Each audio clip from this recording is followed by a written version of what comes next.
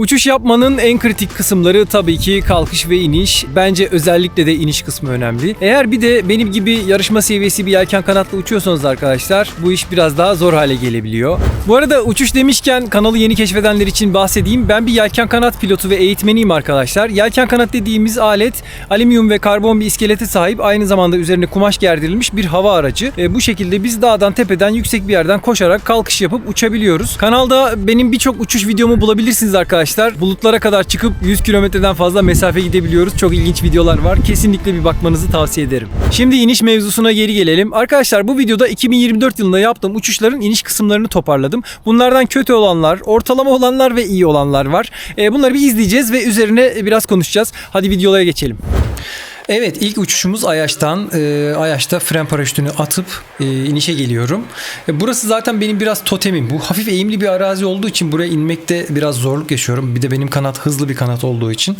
Burada açıyorum, flare yapıyorum. Bir iki adım atıyorum. Fakat böyle tam ayağımın üzerine düzgün bir iniş olmuyor. Ortalama bir iniş diyebiliriz. Neden böyle olduğunu anlayalım. Burada kanat sola doğru yatmaya başlıyor arkadaşlar. Şu açıdan sonra daha iyi görebileceksiniz. Şimdi bakın, ufuk çizgisi sağa doğru eğilmiş. Yani bu kanat sola doğru yatıyor. Ben de sağ kumanda vererek flare yapmak zorunda kalıyorum.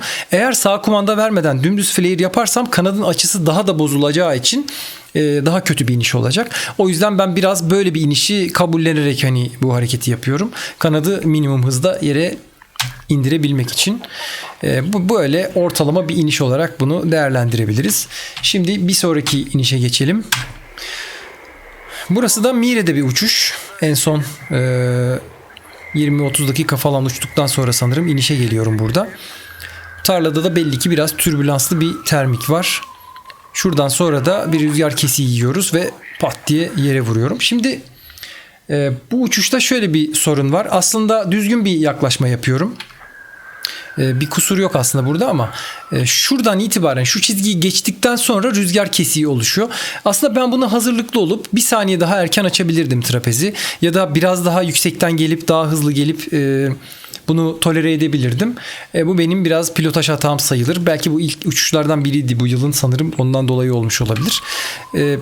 Bir de böyle... Aslında böyle bir darbede bu trapez kırılmaması gerekir. Kırılmasının sebebi, biz bunu bir daha önce kırılmıştı ve tamir ettirdik. Tamir yeterince iyi olmamış anlaşılan ki böyle çok kolay bir şekilde kırıldı. Normalde böyle bir çarpmada kırılmaması gerekiyor. Tabii şöyle de bir kusur var. Burada benim ağırlığımla birlikte de yere vuruyoruz. Aslında bir önceki inişten farkı bu. Yani bir önceki inişte ben zaten ayağımı yere koyuyorum. Kanat kendi ağırlığıyla yere çarpıyor. Burada ise aslında ben flare yapıyorum, düşüyorum ve benim bütün vücudumun ağırlığıyla birlikte kanat aslında yere çarpmış oluyor. Sanırım trapezin kırılmasının ana sebeplerinden birisi de bu. Kötü bir iniş oldu yani. Geçelim. Şimdi bunda yanlış hatırlamıyorsam fermuar sıkışmıştı. Ben onu zar zor açtım falan, böyle belli bir stresle iniş yapmıştım. Yine Ayaş'tayız, benim totem malum.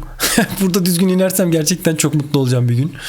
Burada da aslında fena bir flare yapmıyorum ama yine de rahat bir şekilde ayağımın üzerine inemiyorum.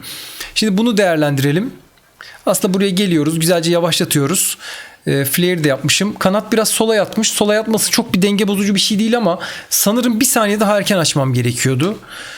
Burada böyle bir hata var. Ancak dediğim gibi yine bu aslında sert bir iniş değil. Yani şu yükseklikten bakın, askı kolonu gevşek. Yani ben zaten ayağımı yere temas ettirmişim. Benim ağırlığım yok. Kanat kendi ağırlığıyla yere çarpıyor. O yüzden bu kanat için hasar verici bir iniş değil. Bu da ortalama bir iniş olarak değerlendirebiliriz. Şimdi başka bir inişe geçelim. Burası Mire Dağı'nda yaptığım bir uçuştan görüntü. İnişe geliyorum. Fren paraşütünü açıyorum. Fren paraşütü açılmıyor. Fırlatıyorum ama açılmıyor. Yerde bayağı uzun, güzel bir palya yapıyorum arkadaşlar. Bence bu iyi bir iniş. Son anda da flare yapıp durduruyorum. Kanadı gayet güzel ayağımın üzerine iniyorum. Şimdi burada bir iki önemli güzel nokta var. Birincisi, hızlı gelmişim. Yani yere hızla yaklaşmışım. Yere yakınken yelken kanat hızlı gidiyorsa yerin etkisiyle zaten bir dengede durma eğiliminde oluyor. Şimdi burada da hafif hafif türbülanslardan dolayı kanat bir sağ bir sol oynaklık yapıyor. Ben en son sağ kumanda verip kanadı düzelte devam ediyorum. Sonra bakın tam ortaya gelip flare yapıyorum. Şöyle geri gelelim. Bakın sağ kumanda yapıyorum kanadı dengelemek için ve artık enerjisi bittiğinde de ortaya gelip flare yapıp tam vücudum trapezin tam ortasındayken flare yapıyorum. Bu sayede aslında güçlü bir flare yapmış oluyoruz. Daha önceki ilk uçuşta bunu yapamadığım için aslında biraz denge bozulmuştu. Bu böyle güzel tatlı bir iniş olarak hatıralarımın arasına kaydedilmiş oldu. Tekrar izlemek istiyorum. Bu da zor bir inişti bu arada. Yani bayağı hiç rüzgar yok gibiydi. Bayağı hızla gelmiştik. Evet, güzel bir inişti. Geçelim şimdi sıradaki inişe. Bunda da sanıyorum trapezin kırıldığından sonra çektiğim bir videoydu. Orta sınıf kanadımla diskusla uçuş yapıyorum. Belli ki bayağı türbülanslı bir hava. Ama rüzgar var. Rüzgar olduğu zaman inişler bizim biraz kolay oluyor arkadaşlar. İyice yavaşlatıyor kanat bizi. Bakın, dengem bozulmuş olduğu halde aslında çok yavaş bir hızla yaklaştığımız için çok güzel bir iniş yapabildik. Tekrar şuradan izleyebiliriz. Yere yaklaşıyorum. Sağ kumanda veriyorum. Tekrar sağ kumanda veriyorum. Pataküte gayet sıfıra yakın bir hızla yere inmiş oluyoruz. Bu da böyle tatlı güzel bir iniş olarak geçti. Şimdi sıradakine geliyorum. Sıradaki, evet, burası benim 94 kilometre mesafe uçtuktan sonra saat 2.30'da türbülansın ve termiğin ortasında yaptığım bir inişti. Son anda dengeli bir şekilde geliyorum ama son anda tam flare yapacağım anda bir türbülans etkisiyle kanat yana dönüyor ve düşüyorum. Aslında yine şiddetli bir çarpma değil. Fakat benim vücudumla birlikte yuvarlanıp yan trapezi çarptığım için farkındaysanız kanadın yan trapezini şu şekilde vurup kırmış oluyorum. Hani düz çarpmış olsak aslında bir zarar görmeyecekti kanat. Fakat benim ağırlığımla birlikte yana döndü. Şimdi ne oldu, bunu bir anlayalım. Şimdi ben dümdüz geliyorum. Her şey güzel. Hiçbir sorun yok, değil mi? Yani çok da stabil gidiyor her şey. Ama bir anda kanat sağa döndü. Fark ettiniz mi? Bakın, kanat şurada. Hiçbir şey yokken kanat sağa döndü. Ben sola kumanda verdim ama bu yeterli olmadı. Arkadaşlar, bu benim 20 yıllık uçuş hayatımda başıma gelen tek iniş türbülans olayı diyebilirim. Yani benim dengemi bu kadar bozan bir türbülans daha önce yani bir Kapıkaya'da oldu sanırım. Ama bu kadar şiddetli olmamıştı. Ben şöyle olduğunu düşünüyorum. Şöyle tekrar baştan izleyelim. Bence şu iniş yaptığım, ayağımı tam yere temas ettirdiğim noktanın civarında bir termik var. Termik hareketi var. Ve orada ciddi bir dönel hareket oluşturduğu için kanadın dengesini bir anda bozuyor. Ve ben burada yapabileceğim hiçbir şey yok arkadaşlar. Yani başınıza böyle bir şey gelmesini istemiyorsanız sabahın erken saatlerinde ve akşamın daha geç, daha stabil saatlerinde uçuş yapabilirsiniz. Ben yarışmacıyım. Yarışma seviyesi bir kanatla uçuyorum ve gündüzün ortasında, termiğin ortasında iniş yapmak zorunda kalabilirim. Bu riski ben kabul ederek uçuyorum. Bundan dolayı da bazen başımıza böyle şeyler gelebiliyor. Bu yelken kanat sporunun riskli olduğu anlamına gelmez. Siz bu riski almak zorunda değilsiniz. Ben bunu alıyorum çünkü uzun mesafe uçabilmek için termik ve onun etkisiyle yüksek irtifalara çıkmak istiyorum. Bu da kötü bir iniş olarak kayda geçti. Hayatımda ilk defa bu kanatta yan trapez kırdım. Ama olsun, bunun yedeği var, zaten kırılsın diye yapılan bir şey. Şimdi bir sonraki inişimize geçiyoruz. Burası da Bilecik Meryem Dağı'nda yaptığım bir uçuştu. Dışarıdan bir çekim olduğu için daha iyi bir şekilde inişi göreceğiz. Burada da çok güzel palye ile yaklaşıyorum. Yavaşlatıyorum. Biraz geç kaldığım için flare yapmakta tam ayağımın üzerine inemedim. Bu da ortalama bir iniş olarak kabul edilebilir. Çünkü dediğim gibi arkadaşlar, sıfır hıza yakın bir hıza ulaşıyoruz. Yani şu yükseklikten 30-40 santimden kanadı yere çarpmış oluyoruz. Böyle bir darbe olağanüstü bir taş, kaya bir şey olmadığı sürece kanada zarar verecek değil. Aslında bana da zarar verecek değil. Çünkü bakın, zaten sıfır hızdayız. Yani böyle yatayda bir süratle gelip bir yere çarpmıyoruz. Bu dışarıdan görüntü olması açısından önemli. Bunu da böyle ortalama bir iniş olarak kayda geçebiliriz. Şimdi burası neresi? Bursa. Bursa'da bir uçuş yapmıştık. Uludağ Üniversitesi'nin bir etkinliğinde. Bakın, burada da gayet güzel bir şekilde yere yakın, hızlı bir şekilde geliyorum. Tabii ufak tefek türbülans etkileri var ama yere yakın hızlı gittiğiniz zaman kanat dengeli gitmeye meyilli oluyor ve mükemmel bir iniş gerçekleşiyor.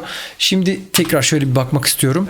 Bir elim altta, bir elim yan trapezde. Bundan sonra inişlerimi hep bu şekilde kurgulayacağım. Hatta bir elimi trapezin ortasından tutmak daha faydalı olabilir. Burada kenardan tutmuşum.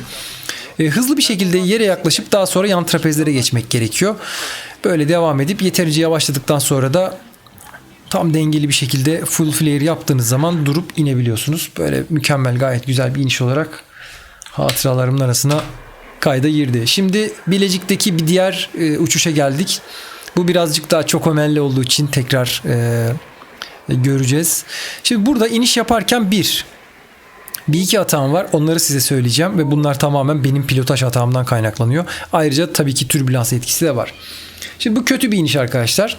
Neden kötü bir iniş onu söyleyeceğim. Şimdi geliyoruz. Bir kere yelken kanatla uçuyorsanız hiçbir şekilde türbülans etkisiyle sizin yönünüzün bozulmaması lazım.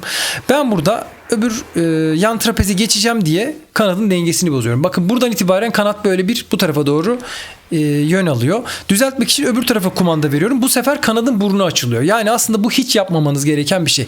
Kanadın burnunu hiçbir zaman açıp sizi yavaşlatmasına izin vermemeniz gerekiyor. Çünkü hız bizim yere yakınken en önemli gardımız. Burada da sol taraftan tekrar türbülans vuruyor. Bu bölge biraz türbülanslı bir bölge arkadaşlar. Yamaç paraşütleri de iniş yaparken biraz zorluk çekti. Öyle bir türbülans ki bakın şu andan itibaren benim kanadın sol arka tarafını kaldırıp benim önüme geçmesini sağlıyor. Yani şu hiç doğal bir hareket değil aslında. Bakın şu hareketi yaptıramazsınız bir yelken kanada. Çok komik bir şekilde soldan türbülans etkisiyle kanat benim önüme geçiyor. Çok sert bir iniş değil. Kanadın herhangi bir yerine veya bana hiçbir şekilde zarar gelmedi. Aslında güvenli bir iniş. Fakat yine de kontrolün benim biraz elimden çıkmasından dolayı bunu kötü bir iniş olarak değerlendiriyorum. Tabii sizin de yorumlarınız önemli. Dışarıdan baktığınızda bunu nasıl görüyorsunuz? O da benim için önemli arkadaşlar. Bir sonraki inişe geçiyoruz. Burası yine Ayaş. Tabii ki totemli bölge. Bakalım bu sefer ayaküstü inebilecek miyim? Fren paraşütü bu sefer kullanmıyorum. Çünkü fren paraşütü bazen açılmıyor. Ona güvenerek iş yapmak istemiyorum arkadaşlar. Bu şekilde yaklaşıyorum. Birazdan flare yapacağım. Dengeli bir şekilde geldim. Flare yapıyorum. Ve yine ayağımın üzerine ayağımı koyduktan sonra trapezi elimden, kanadı elimden düşürüyorum. Şimdi burada benim hatam şu. Çok net bir şekilde bir pilotaj hatam var burada benim inişle ilgili. Yan trapeze geçtim. Gayet güzel, stabil ve hızlı bir şekilde geliyorum. Ne güzel. Şimdi flare yapacağım. Flare yaptığımda kanat birden hızla yükseliyor. Ben de tedirgin olup bakın flare yapıyorum. Şu an full açmışım zaten. Burada bir vazgeçiyorum tekrar. Bakın burada eller tam açık, kollar tam açık. Aslında böyle kalıp tamamen bu şekilde devam etmem lazım inişin sonuna kadar.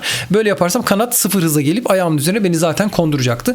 Fakat ben bir şekilde burada tedirgin olup full açtıktan sonra biraz trapezi çektiğim için kanat tekrar hızlanıyor ve tam sıfır hızla inebilecekken aslında şu noktaya bakın şu noktada ayağımı koyduğum yerde hiç hızı olmayacaktı kanadın. Fakat ben biraz trapezi geri çektiğim için tekrar birazcık hız kazanıyor ve bu şekilde elimden trapezi düşürüyorum. Aslında bu güzel bir iniş olabilirmiş. Bir sonraki Ayaş uçuşumda inşallah bunu başarmak istiyorum. Tekrar bakalım. Toprak da çok yumuşak. Böyle burada iniş yapınca hep krater oluşuyor aşağıda. Evet. Ortalama bir inişti. Geçelim. Şimdi burası benim 104 kilometre mesafe uçtuktan sonra Polatlı'da yaptığım bir inişti. Burada tabii birkaç tane iniş alanından birini tercih etmeye çalışırken böyle tam dönüşümü tamamlamadan iniş yapmak zorunda kaldım. Trapezi açtım. Açtığımda da kanat sola doğru yattı.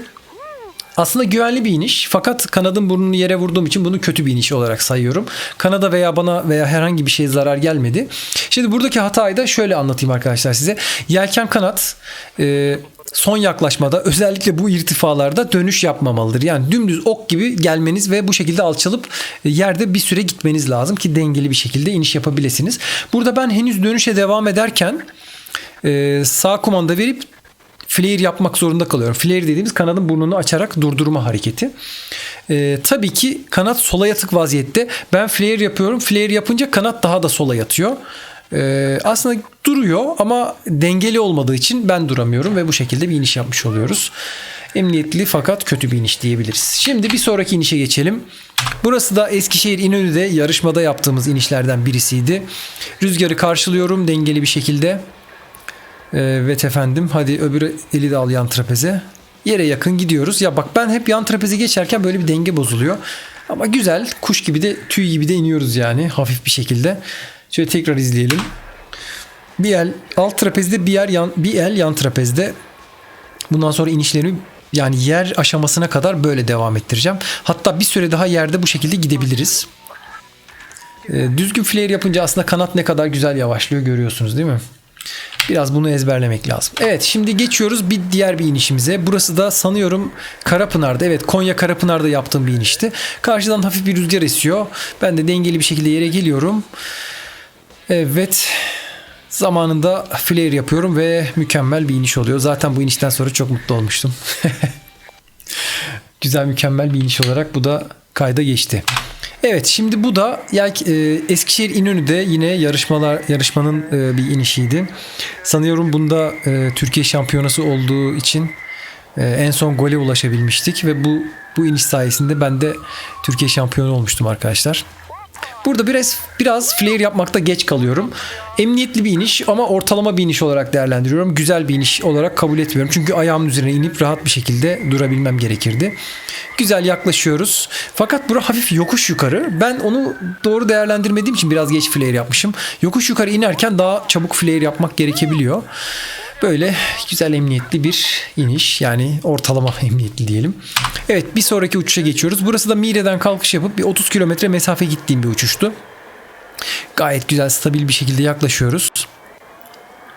Yan trapeze geçiyorum. Yere yakınım. Yan trapezi geçerken hep bir sapıtıyoruz nedense. Sonra yere yakınken böyle bir kanadı yavaşlatıyorum. Sonra tam flare yapıyorum. Güzel bir şekilde duruyorum, iniyorum. Gayet tatlı, güzel bir inişmiş. Bunu bir daha izlemek istedim ya. Çok hoş. Sadece yan trapezi geçerken denge bozuluyor. Bunu düzeltmek lazım. Yere yaklaştığım trapezi biraz burnunu açıyorum kanadın. Burnunu açtıktan sonra biraz yavaşlatıp flare yapıyorum. Gayet güzel, tatlı bir iniş. Keşke bütün inişlerim böyle olsa. Evet, şimdi bir iniş daha izleyeceğiz. Burası da yine Eskişehir İnönü'de yarışmadaki sanırım ikinci gündü. Planladığım yerler dışında bir yere iniş yapıyordum. Şu tarlanın ortasına ineceğiz şimdi. Bence bu gayet tatlı, güzel bir iniş. Şimdi bir elimi trapezin ortasına alıyorum. Sonra öbür elimi yan trapeze alıyorum. Sonra öbür elimi de yan trapeze alıp iniş yapıyorum. Bu inişte şöyle bir dengesi bozuluyor gibi görünüyor kanadın ama aslında güzel bir iniş. Nasıl, onu anlatayım. Bir kere hızlı geliyorum. Hız kesinlikle bizim yere yakınken ve türbülanslı bölgedeyken çok güzel dostumuz. Kontrolü çok kolaylaştırıyor. Bir de yer etkisine girdiğinizde, ground effect denen etkiye girdiğinizde arkadaşlar, hız varsa kanat kendiliğinden dengeli hale geliyor. Sizin kumanda verip düzeltmenize bile gerek kalmıyor. Dümdüz gidiyorsunuz yerde. Çok güzel yaptığım bir şey. Bakın, sağ elimi biraz daha ortaya alıyorum. Ondan sonra sol elimi yan trapeze alıyorum. Kanadın dengesi neredeyse hiç bozulmuyor. Bu şekilde öbür elimi de yan trapeze alıyorum. Ve aslında yer etkisine girdikten sonra bunu yapıyorum. Hemen hemen yere çok yakınız. Bakın, ayaklar, gölge burada. Ayağım yere temas etmek üzereyken yan trapeze yere çok yakınken geçiyorum. Aslında en ideal yelken kanat iniş yöntemi bu. Biraz burnunu açıyorum ve kanadı bir yavaşlatıyorum. Bakın, henüz flare yapmadım ama burnunu bir anda açıp kanadı şöyle bir hızını kırdım. Bakın, kanadın burnu açık ve hala o şekilde gitmeye devam ediyor. Yani enerjisi bitiyor. En sonunda ben de bunun enerjisi tamamen bittiğinde, hafiften dalışa geçmeye başladığı anda tam flare yapıyorum. Zaten burun yukarıda. Benim flare yapmam daha da kolay oluyor ve kanadı çok güzel bir şekilde durduruyorum. Böylece toplamda 16 iniş videosu izledik. 4 tanesi kötü iniş, 5 tanesi ortalama iniş, 7 tanesi de gayet güzel inişlerdi. Evet, bu videoda 2024 yılında yaptığım uçuşların iniş kısımlarını inceledik. Umarım faydalı olmuştur. Siz de fikirlerinizi ve sorularınızı yorumlar kısmında yazmayı unutmayın. Şimdilik benden bu kadar. Bir sonraki videoda görüşürüz. Hoşçakalın. Alper Gökler'de Meslek Liseli, Doğan Şahin Akgül, TT, Enis Çakır ve diğer tüm katıl abonelerime çok teşekkür ederim.